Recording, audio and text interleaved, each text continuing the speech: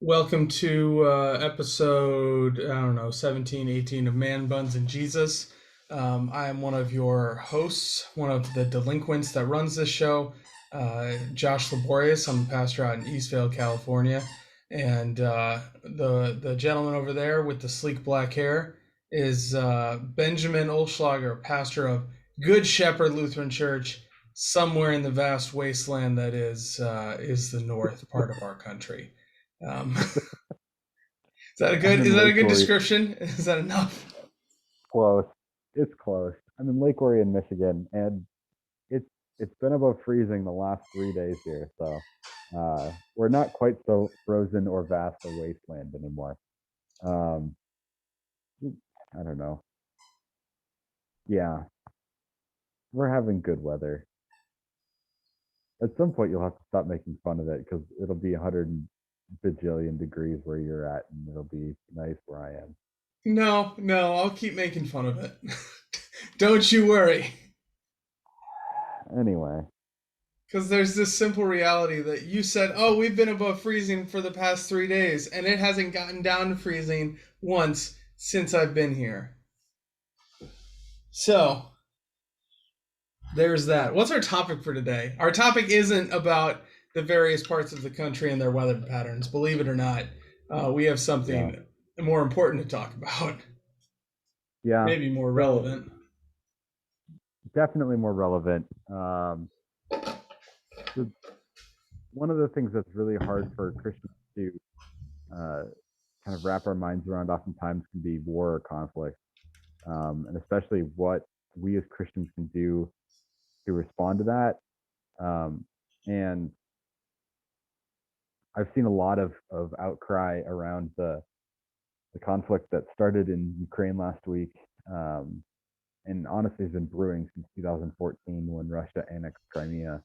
Um, but it kind of gives us, if nothing else, a pretty strong case study to look at war, to look at conflict, and to really have a conversation about, you know, what is war?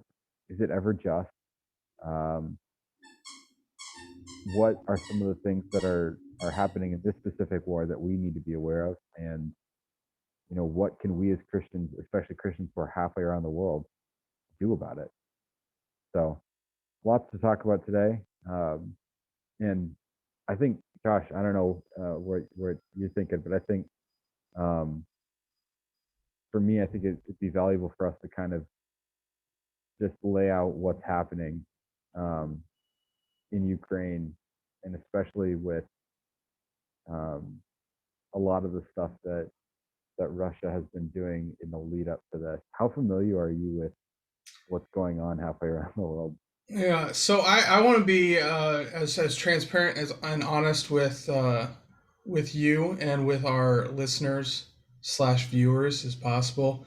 Um, and I'm gonna use a meme to do it. I'm not gonna pull up the meme, that'd be dumb. But there's a meme that I've seen several times on Reddit, which, as a side note, is a crime because reposting is a crime on Reddit. Um, but it's a meme. It's like some character, some figures, and they're in two screens and they're sitting at their computer. And the first one, it's like 1 week ago, I'm an expert on like virology or something. And then the second one, the stick figure's like, no, now I'm an expert on geopolitics. Mhm. Kind of calling out the fact that you have a bunch of people sitting on their phones, on their computers with no expertise, pretending to be experts on all sorts of things. Um, we had a professor at the seminary, Dr. Gibbs, who he named it something along the lines of instant expert syndrome. Mhm. Um, so I want to start this with a disclaimer. Like, I am by no means an expert at geopolitics. I'm not even really like I have I have very little background in this area because frankly, I have very little interest in this area. Mhm. Um, and to further that, my main source of news is Reddit. And before you, okay, and for anyone who's not familiar, Reddit is a totally anonymous social media where most everything is a meme. If you're not familiar with a meme, It's a picture juxtaposed with words for generally comedic effect. Um, and you might say, well, that's a dumb source of news. And I say, well, here's the thing. Reddit loves to make fun and poke fun at current events. And I take in these memes, I look at these memes, and I can read the subtext to kind of get the general idea of what they're commenting on. So like I knew when there was a freighter that was stuck in the Suez Canal that was disrupting global trade. I knew when everything in Ukraine, like I know about Ukraine and everything going on. Like I'm aware of all these things in generalities because I pick up the context from the meme. And you'll say, well, that's not enough. And I say, well, I think it is enough because the reality is anywhere else I go, the facts are really very subject to the editorializing and selective distribution of the outlet in question, right? Mm-hmm. Which I think is something that no matter what station you prefer, like you can accept that if you go to CNN and you go to Fox or any other news outlet, you're going to get a carefully curated set of stories. Okay? So instead of dealing with all that, I go to Reddit and I kind of know what's going on. So with all of those disclaimers out there, here's your background on Ukraine from someone who gets his news from Reddit. But a few weeks ago, Putin starts amassing troops on the border. Well, many, many years ago, back when I still watched the news, Putin kind of just took Crimea, part of the Ukraine, and said, this is ours now. And everybody was like, wait, what? And he's like, no, don't worry about it. It's ours now. And so a few weeks ago, Russian troops start building up on the Ukraine border. And they're like, it's training exercise. It's just a training exercise. Don't worry about it. And everybody was like, oh, we're kind of worried about it. And all of like the Russian media that's putting out there, they're saying we're not going to invade. But then all of the sources that everybody else is asking is like, there's been an order. Russia will be launching a full-scale invasion of Ukraine. Mm-hmm. And last week, that's exactly what happened. Massive numbers of troops have and weapons of war have made their way into the Ukraine. They're focusing. They're generally the Russian troops are targeting Ukraine's two major cities. And for context, Ukraine is a much smaller, much more poor country than Russia, right? However, in the week since then, Ukraine has really demonstrated an incredible amount of grit, right? One would have expected with the amount of resources Russia is throwing at Ukraine that they would have folded, but they haven't. They haven't lost either of those two major cities. And there are all sorts of stories about, and I'm sure they're built up, but of heroism coming out of, you have the story of the old Russian lady, or the old Ukrainian lady who was giving out sunflower seeds to Russians. And she said, put these in your pocket so that when you're done here, we'll have fields of flowers. She's saying like, you're all going to die and these sunflower seeds in your pocket will fill Ukraine with flowers. There's the ghost of Kiev, a Ukrainian fighter pilot who dropped 6 Russian fighters in air-to-air combat in one day.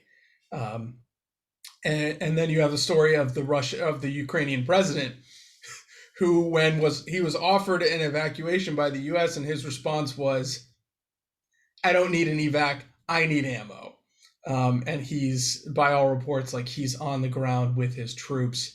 And then there's the story of Snake Island, where there were 13 Ukrainian soldiers on this island with no strategic importance at all, and the Russian warships surrounded it. And they said, well, surrender. And the 13 troops said, well, go F yourselves.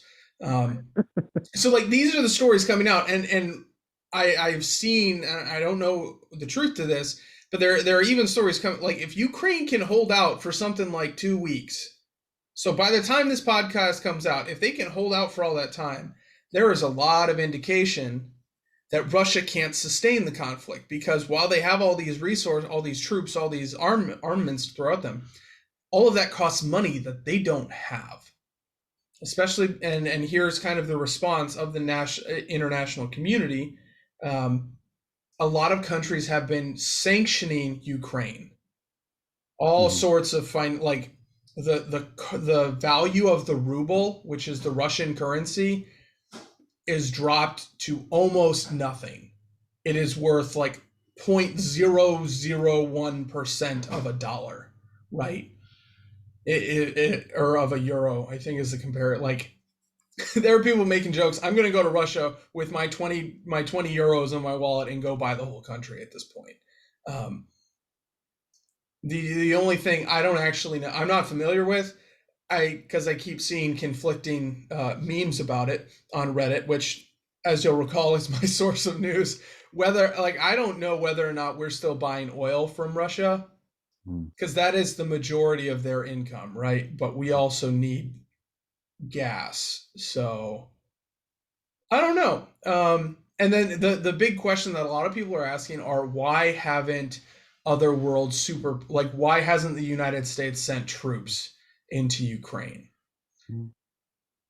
And an important thing to remember is Russia has a nuclear arsenal on the same scale as the United States, right? That is why If none of not the other larger. world superpowers are going to get directly involved, because Hmm. then, like, right now, it's a conflict, it's a war, it's a problem. If a superpower gets involved, it becomes World War III. And Hmm. then there is this very serious concern about the nuclear armaments that are at stake. So a lot of people are like Hmm. giving different superpowers flack for not stepping in, and I'm sitting here saying, like, regardless of anything else, I think it is appropriate that these superpowers aren't stepping in, because that makes that escalates the conflict way Hmm. beyond where it is now. So that's your Reddit news update on the Ukraine situation. Ben, you can tell me if I missed anything or got it wrong, because I'm sure you're more plugged into real news sources than I am. Um, Side note, I I learned all think that there's from Reddit. maybe So if I'm good, well, all of you who are naysayers, that. come at me. I mean, that was pretty solid. That was pretty solid. I think there's a couple of pieces that are worth noting above and beyond that.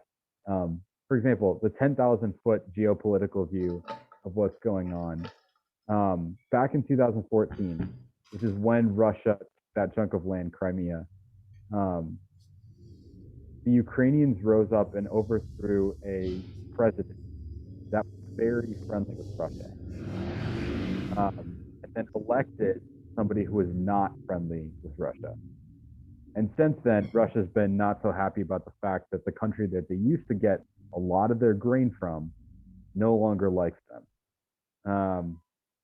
So Oh, there's and detail point, arguably the spark for this is Ukraine wanted to join NATO, I think, NATO. Yeah, which is an yeah, organization that's on many levels opposed to Russia. yeah, yeah.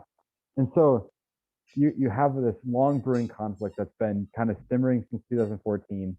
Putin himself grew up in the USSR, and there's a lot of, like, he said in a speech recently that he doesn't think that Ukraine is a country, and that it is part of the Russian Empire that is in rebellion, or it has been since the USSR broke up.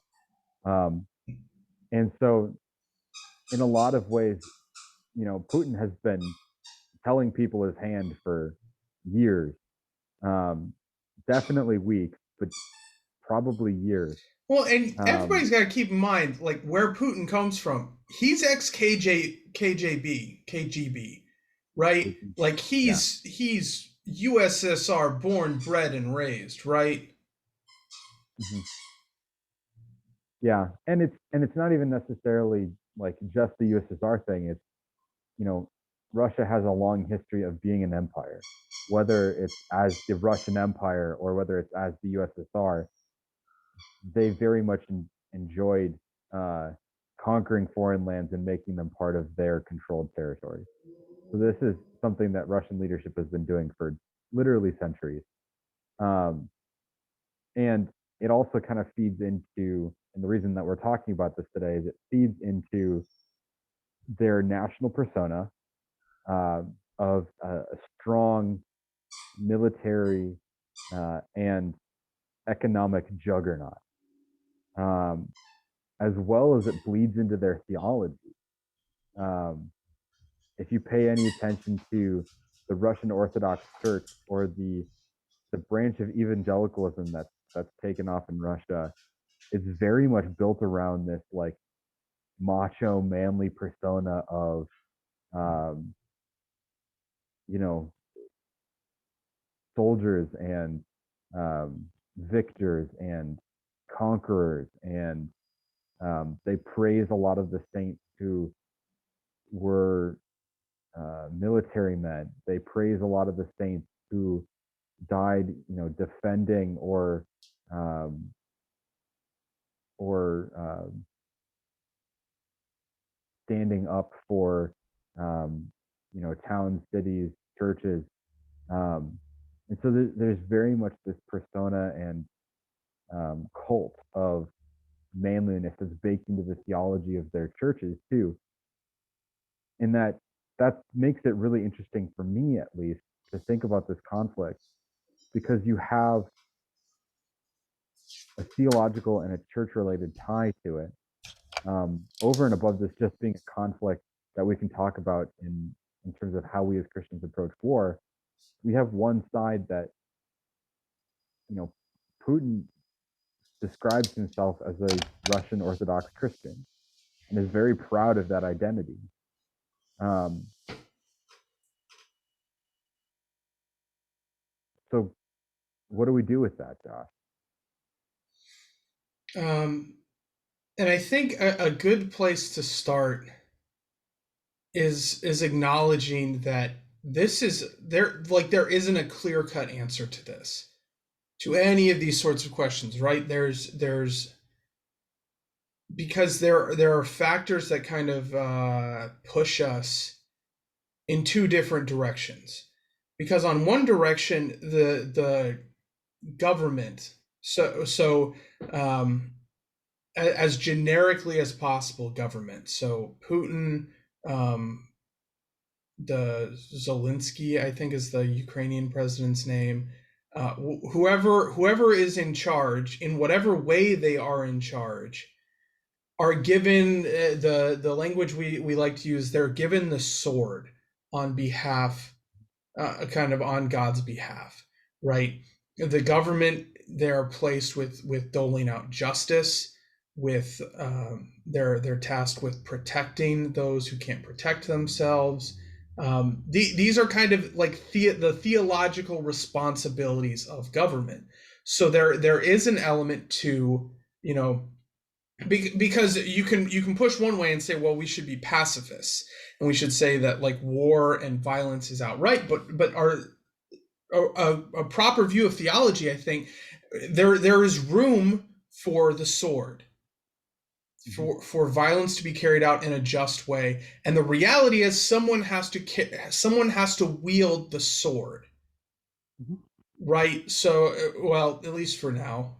Maybe one day we'll just have like drones fight each other, and then whoever has better drones wins. But um, we're not talking about that today. So there's that reality of like the government is tasked with justice, and violence is a tool that sometimes they have to employ in pursuit of that. But on the other hand, right, we're called to, as Christians, we're called to lead lives of submission. We're called to turn the other cheek even when wrong is done against us. We're called to radical lives of forgiveness, right? Our example is Jesus, who when he was being crucified on the cross, and in the greatest injustice in the history of the world, he says, Father, forgive them, for they don't know what they're doing.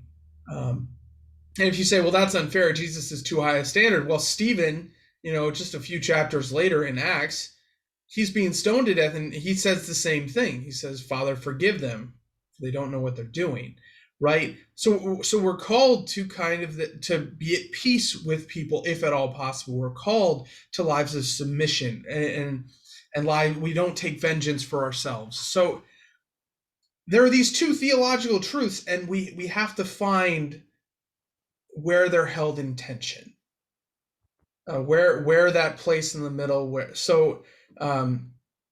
I think my very first, when I am thinking about specifically the conflict in Ukraine and even more generally conflict, is I am going to push for, while acknowledging the reality that there is conflict and that sometimes it's necessary, I am always going to use my voice, whatever it is, to advocate for um, finding peace.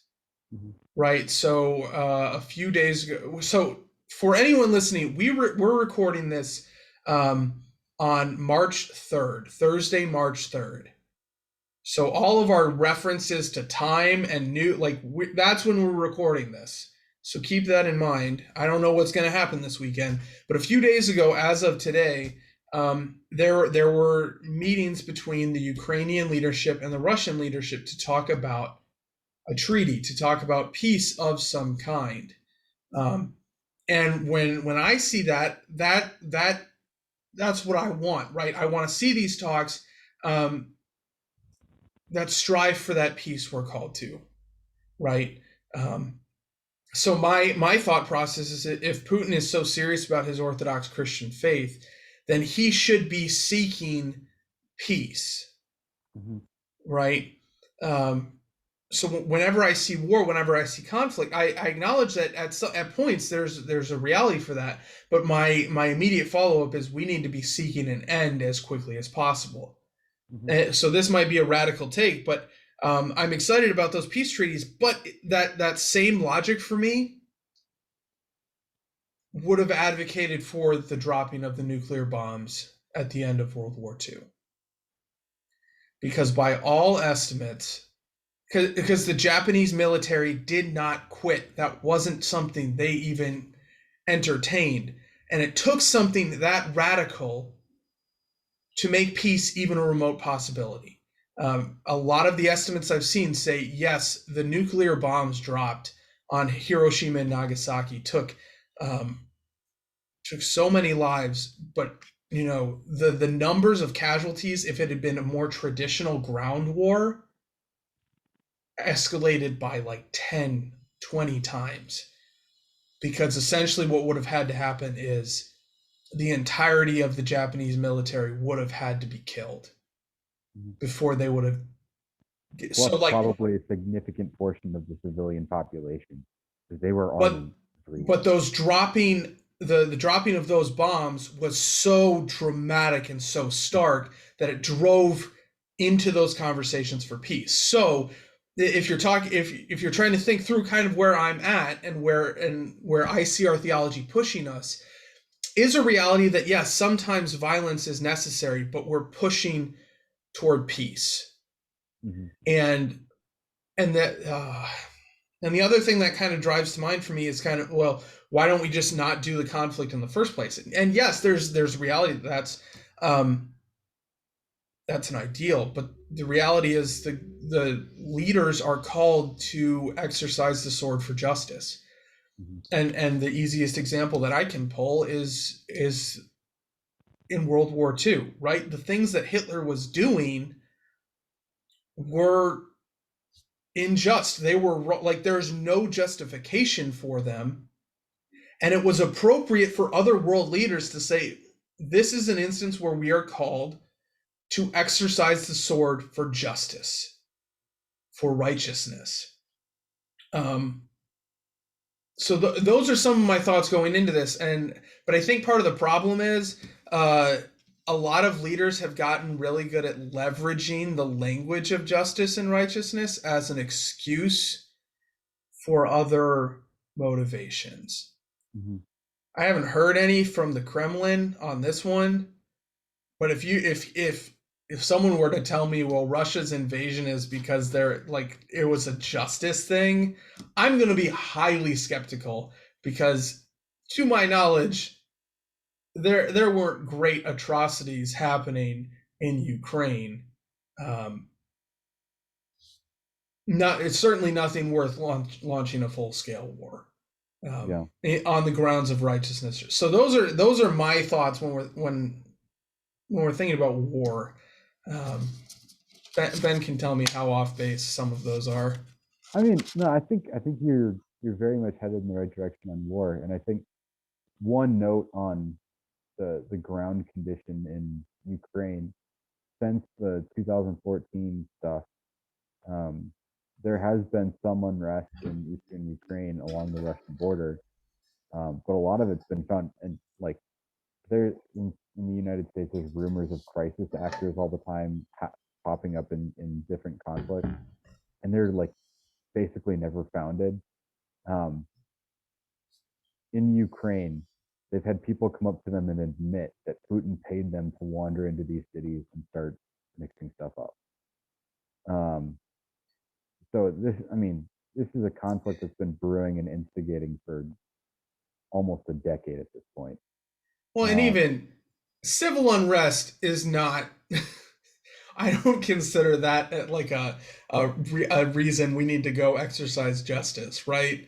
Like Canada, if someone would suggest, well, Canada should invade the United States because we're having protests and riots all over the place, you would have thought they're nuts. Mostly because I of the would have thought they're pictures, nuts, I guess.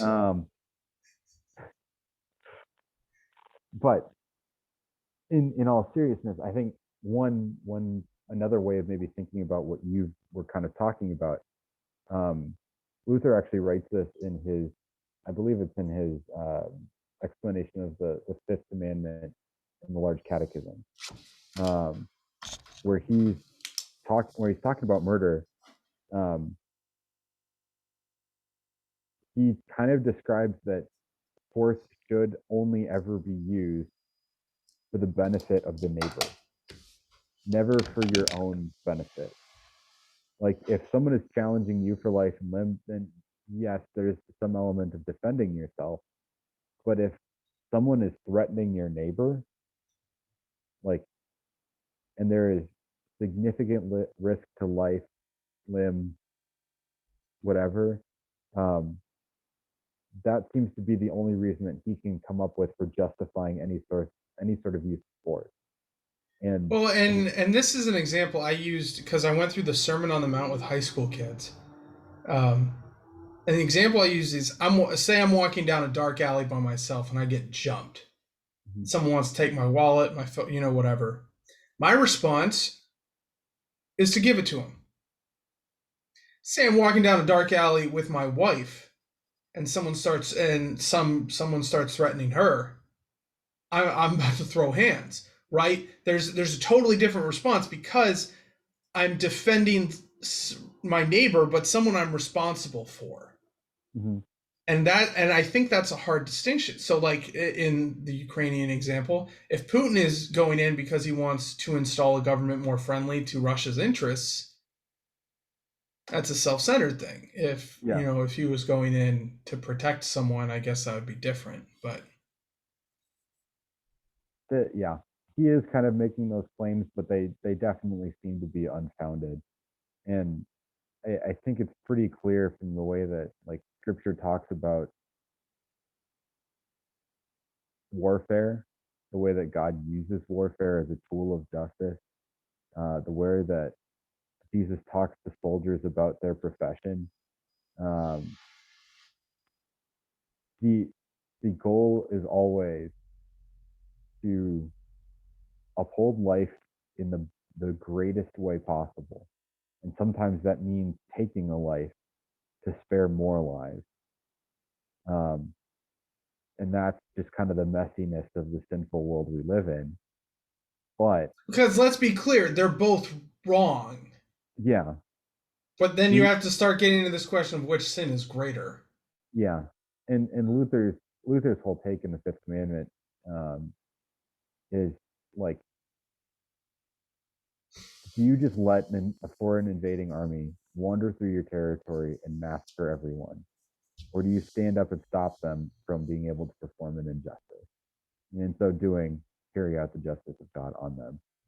Like, and you can kind of scale that to whatever the conflict is that you're seeing. Whether it's a situation like Josh getting jumped in the alley, or something to the scale of World War II. Now, I it's want to run pretty with that clear example typically. for a second. Sure. With me getting jumped in a dark alley, I avoid this. You want to know how I avoid this? You I don't don't walk go in a down. dark alley. I don't Yeah. go down sketchy dark alleys, right? So there is this question of like, let's do our best to avoid situations where violence is necessary in the first place.